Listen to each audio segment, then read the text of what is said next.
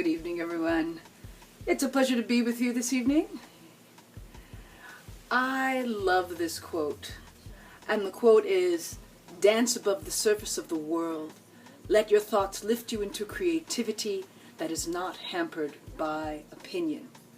Red Haircrow. So is now the time to express your creativity? No matter how it shows up, would you just let it show up? It's such a great quote because we get so hampered by the criticism or the opinions of others.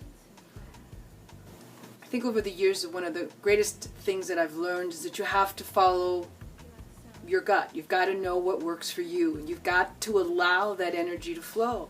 You've got to be willing to tap into it. You've got to be willing to make a request of it. You've got to allow it to just be. And even if it's, coming through in a way that you never thought it would come through, allow your creative energy to flow. I think that creativity is actually an energy. It's an energy that exists all the time. Creativity is in the simple act of how you fill your cupboard. It's in the simple act of how you prepare a meal. It's in the simple act of the clothes that you choose to wear every day. And, some people have the opinion that someone does it better than someone else, but is that really true? It's just really, how it works for you. Once you find something, or when you hear that inner voice, you hear that inner whisper, and it's talking to you, listen to it. Because you'll discover that when you can allow that energy to flow, then you can be much more at peace and a happier camper. I like happy campers. How about you?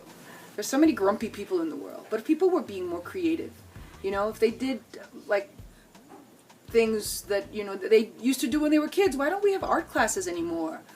Why don't you allow yourself to express in different forms, not just in one? There are so many different ways you can just allow that energy to flow. So my friends and my followers and my cohorts, join the team of bloggers and talk about what it is that you're doing with your life, creatively speaking, which is everything, basically.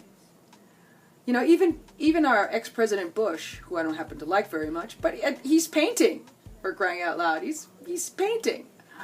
My grandmother started to study piano when she was 70 years old. You're never too old. It's never too late. That creative energy is your birthright. You were born with it. Use it. Abuse it. Let it flow, let it flow, let it flow. La, la, la, la. Okay, Karen Jones, signing off.